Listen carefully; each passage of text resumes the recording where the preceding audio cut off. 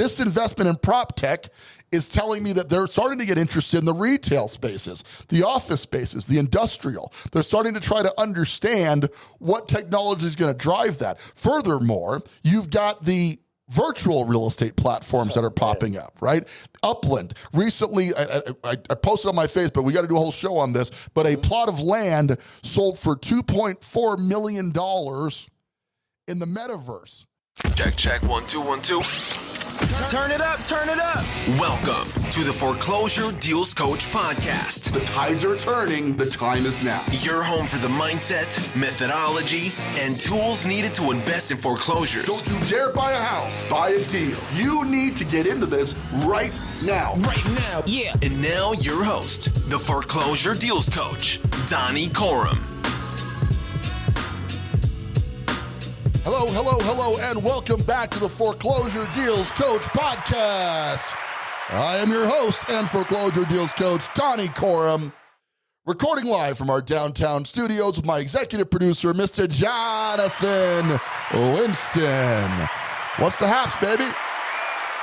Another beautiful day, another opportunity to, get out here and not only, be successful real estate professionals and do all that type of stuff, but, just to maximize. And, I've kind of been on this, wanting to give and, just kind of, putting out and, creating as opposed to consuming. I love that. So, just looking for opportunities to, invest in myself, invest in other people, whether that be money or time or some good words and different things like that. And just, close out the year, pouring into people as opposed to, always just worrying about, hey, I'm trying to get some stuff for Christmas, or hey, I'm trying to go ahead and buy, do all this, and blah, blah, blah. So I hear you, man. I got to tell you, it's probably 5 years ago now. I'm at Walmart talking about, getting gifts for Christmas. And like my daughter, who's at the time was more of a tomboy than she is now. She's getting a little more girly now, but she's really into like big monster trucks. So I'm buying this giant radio-controlled Ford F-150 Bigfoot truck. Okay. And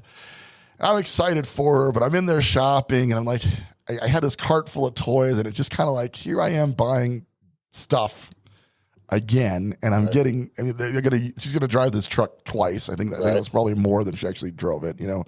Use the darn thing twice, and it's gonna get put away when we could be making such an impact. So that was the year we started our annual Diamant Christmas giveaway. I got frustrated. I got a cart. I started throwing every hat and glove, and I'm just buying all the hats and gloves, and I'm throwing them into the cart.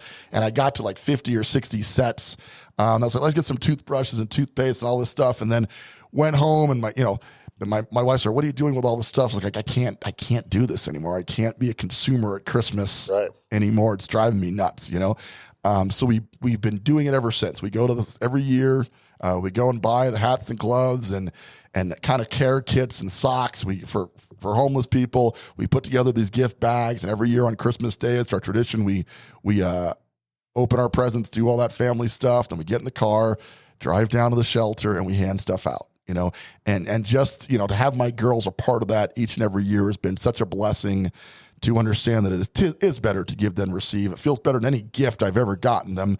And they understand that it isn't just about getting stuff for Christmas every year, but rather giving back to other people. So we would love some contributors here locally to that space. If you're in the Colorado Springs market or Denver market and you want to join up with that, reach out. We do our kind of wrapping thing at my place, and the more the merrier. You're all welcome to come by, put all the gift bags together, but really an opportunity to give back, and just a very, we got to, I think, 200 units last year, hoping for 250 this year. We've been trying to grow it each and every single year, and it's just a nice way to give back. So yeah, thanks for saying that, man. Yeah. That's helpful. Let's get to it. The article today is from Realtor Magazine, and it talks about Proptech booms as more startups enter real estate space. Venture capitalists and investors have poured a record $9.5 billion into the Proptech sector through mid-November. Now, first of all, what is Proptech? Well, it's basically the tools that are used to analyze real estate data or otherwise benefit from the real estate inside the technology that goes into real estate. Dealhunter.io. We've got dealhunter.io, which is basically a streaming app into the Propstream application, which helps you to do analytics. But there's so much more going on right now in the Proptech space. The biggest player in the Proptech space is our arch nemesis Zillow. right, who really showed people how much money there was in the analytics of real estate data, right? If you think about it, everybody else in the investing world has some kind of centralized repository of data. You use the NASDAQ, the New York Stock Exchange.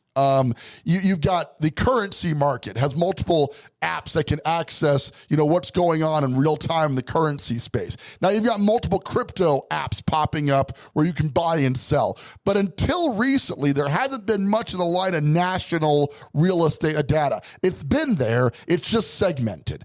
Then companies like Zillow came along, combined it all into one local repository, as it were. They kind of skewed the data to benefit their future buying practices, but that's another show for another time, right? But it was the beginning of the billion-dollar Proptech enterprise. Well, now there's a bunch of companies coming out to get into that. They're compiling data on office space, industrial leases, sales terms. They're finding out what the market is doing, because by understanding what the market is doing, you can predict a little bit better about what the market is going to do next. Now, listen, it's all speculation. Okay, we don't ultimately know what the market is going to do anywhere. We've got an idea based on the hyperinflation that's going on right now, based on previous sales data that we can somewhat interpret on a local level. But really understanding what's happening in the real estate market has always been a localized analytical tool, right? You have companies like Propstream that have come out to allow for people who don't have MLS access, which is what most agents get their data from. They find out what's on the market, what's sold, what's under contract, what's pending. And I spend a decent amount of time analyzing MLS data for our properties, for neighborhoods, for different systems. But what you're seeing is that people are understanding, to the tune of $9.5 billion, that there's going to be a lot more desire, a lot more need in this space, as real estate, which has always been a very expensive segment of our lives, right? Most people, most expensive thing they own is their house, right? If your car exceeds the value of your house, you and I need to talk, because you're cool. We gotta hang out for sure. But most of the time, that's not the case, right? So analyzing that data and understanding it is where a lot of people are placing some value. You, as a real estate investor, cannot just be focused on the buying and selling of houses. Does that make sense? Yeah. Right? If you focus everything you do on just that, you're going to find yourself very limited on your capabilities when the market shifts. Right now, short-term and long-term investing in real estate related to residential is doing wonderfully. It's definitely an excellent buy right now, but if it's all you know, it's the equivalent of just trading pork bellies in the market. There are so many other opportunities to trade and make money in the real estate space that go beyond just buying and selling houses, right? But if you talk to most retail agents, they got a license to buy and sell residential real estate. So the vast majority of the market is practicing in that one space.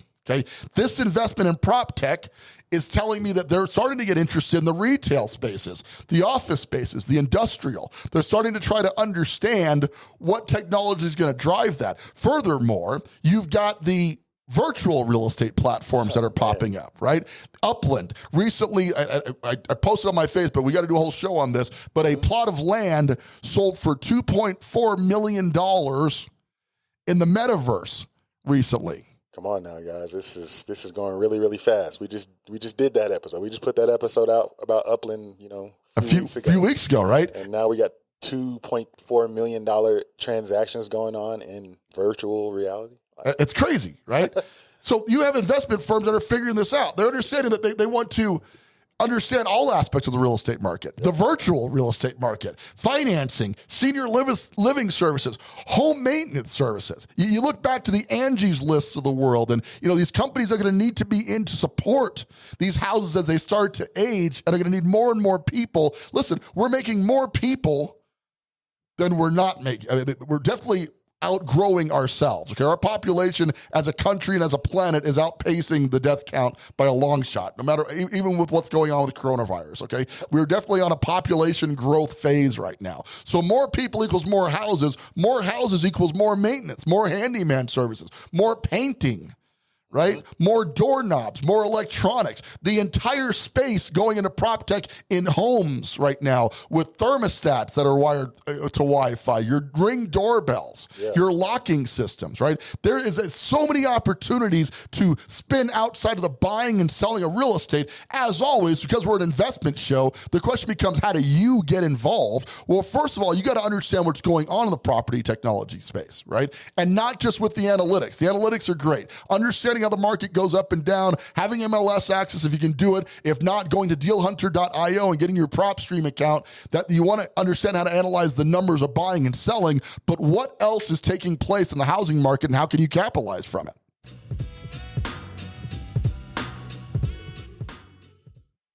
Hi, this is Donnie Corum, your foreclosure deals coach.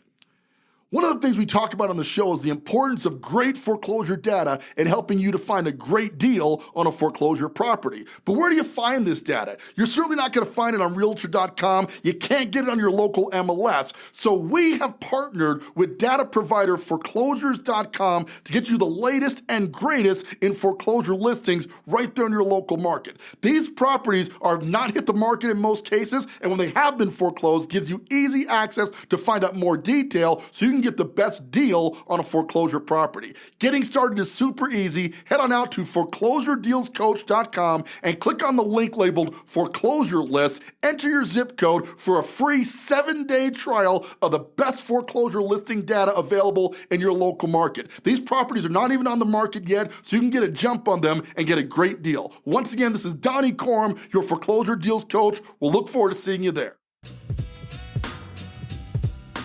I've got buddies who are reverting their entire infrastructure into smart home technology, which I think is going to be a dominating force. You know, right now, the idea of switching a light switch is still normal, kind of like the rotary phone was back in the 70s, right? So passe. You actually flip that thing? Come on, dude. It's weird. It's going to be weird, right? One day it's going to be, Alexa, turn on lights. It already is now, but what happens when that becomes the norm as opposed to the exception? Right? Robot vacuum cleaners. Those are for houses. Generally speaking, they're not great. I've had a couple, right? The technology is not as effective as just, at some point, it's like, I'm just going to vacuum the floor myself. It's going to save me some time, right? But that's going to come a long way. So you are now looking at all this property being built, developed all across the country. You've got the 3D printing of homes now. Wow. I saw a YouTube video where they were printing out the bricks that were going to go into the property. I want a 3D printed home. Would that be badass? Yeah, that's kind of what I want. Right? But you have to be looking forward, okay? Ultimately, we don't know where the market's going to go. Nobody can tell you for certain what the next turn is. We just know if companies like Stake, a New York startup, $50 million expansion capital to do detailed data, and the other people are Second Century Ventures is putting billions of dollars into property technology and all those other pieces, you should be paying attention to that. Right? It is not just about buying and selling, it's about all aspects of real estate investing. Right. You know, and when you're part of our group, you're part of our coaching product, we talk about, in addition to the money you invest in real estate, where else should you be investing your money as it relates to real estate and supporting real estate. Right? And it's fascinating how far this is going to go. I recently saw an article about a robot painting machine. Oh my goodness. Right? Where it first goes in, scans all the walls for you. And then it's got a robot arm, goes up and down, can paint the house. You set it up, tell it the inputs of what it needs to paint, and then you leave. Load the paint, and it paints the house for you. Are we heading to a virtual reality world, or I guess a real world, where the dwelling that we live in is going to be completely produced by autonomous systems? It'll be completely maintained by autonomous systems. I can look at my phone right now and tell you the temperature on all of my VRBO properties, right? I can tell you, I can get cameras and be there in person. I can see doorbells as they ring. The Ring doorbell allows me to go to the front door from anywhere I happen to be in the world. That technology was unheard of 5 years ago. Right? I mean, it existed, but we didn't know how big it was going to become until now. What's the next phase? Delivery systems from Amazon mean that you don't have to go to the grocery store because they're going to bring that to the house. Right. Right? What technology is going to support this new generation that's not going to be used to going to buying their lemons at the grocery store, but rather hopping online and buying it and having delivered. Having that drone drop it off right on your front door, man. So I'm excited about that. yeah, that'll be pretty cool. Right. So again, this is a real estate show, but I'm a techie guy. In the end, I'm a techie geek who happens to sell real estate. And I'm fascinated by the technology that's coming out as related to residential real estate. I'm on all the sites and paying attention, and I'm making capital investments into it. Right? We're buying property right now in the upland space, and everybody's arguing. My real estate buddies argue this is ridiculous. This is not going to take off. You might be right. You may be right. But all this talk about metaverse, come on, man. Metaverse requires real estate. Yeah, man. The people are, I was watching something on Instagram the other day, and this guy's just giving you a general rundown of how to purchase plots of land in the metaverse. Mm-hmm. It's like, say that person who purchased a plot for $2.43 million or whatever. It's like, okay, I might not have that $2 million to purchase that plot, but this guy, he created an art gallery on his plot of land where he displays all his NFTs. Mm-hmm. So it's like, what if I bought a plot of land in the metaverse next to a high-level art gallery or high-level NFT space, and then just put mine right there? They may not buy all the stuff in that high-level one, but they might walk right next door and buy all of mine. So think about it. The entire downtown is built off of that, right? You got entire cities that are built off of. They're benefiting from the traffic coming into a certain neighborhood. Yeah. Right. So if you got an art gallery, using that as a great example, like by yourself in the middle of nowhere, you probably aren't going to do good. But if you're surrounded by restaurants and you're surrounded by other, like stadiums and other reasons to go into that section of town, you're going to benefit from the traffic that comes in. Won't the metaverse be the same? Come on, man. It's just a virtual rendering of the world and the concepts and the things and the systems that we implement in our real lives today. So it's a digital rendering of it, right? And it all comes down to real estate. Now it's digital real estate, but it's still real estate. Yeah. And I know it seems crazy right now, guys. And I know, listen, you're listening and going, like a lot of my real estate buddies are going, you're nuts. This is just, it's a game. It can't take place. They said the same thing about Bitcoin. Look at that. Right? This NFT thing, the same thing. It cannot become real. It is becoming real right now. You've got to look at where the technology is shifting and get out in front of it. What you don't want to be is the person figuring it out after it happened, right? Because you can benefit to the tune of millions if you get out in front of what's going to happen next as opposed to waiting to see what happened. And if you do nothing with it and just understand it, you're going to be in a much better space. So I would encourage you to read this over. It's a very short article, but understand that Proptech is going to change the world in multiple ways that we haven't even predicted. I remember being at a trade show, got to be 7-8 years ago, and I saw the Matterport camera for the first time. And they made me put on the 3D goggles, and I'm walking through a property with a little joystick in 3D, and I'm looking up and down, and I went, this is amazing. And I ordered a camera on site. Spent $5,000 on a camera at this trade show because this is going to change the world. Did it? Not like we thought. I don't know that people have completely converted to digital real estate in the sense that it's still utilized, it's still appreciated, but is it expected yet? Right? Do we expect photos? Like if you're selling a property, we expect you're going to put pictures up. Are we expecting a 3D walkthrough tour? We're hoping for it. Right. And it's been proven that people are more likely to be interested in the house if it has it. But because the market's so hot right now, it's selling anyway. Is it a requirement? No, we're barely doing our Matterport. We have it, but we don't do them on every property like we used to because they're just selling so darn fast. We don't need to. You know what I mean? But what part of the metaverse is going to require, if it's all digital, right, then that 3D space is going to be a requirement to sell that asset. Yeah. Because it only exists as a 3D space, right?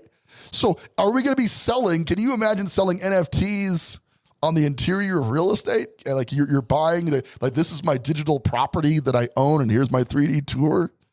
Yeah, I can definitely see that. How far are we? All this metaverse stuff has happened so fast. Within the past month, it seems like this, Facebook changed their name to Meta. Right. And everything just started, the trajectory went up. Mm-hmm. So, I'm having these conversations with people about NFTs and, I'm making money off them, blah, blah, blah, blah.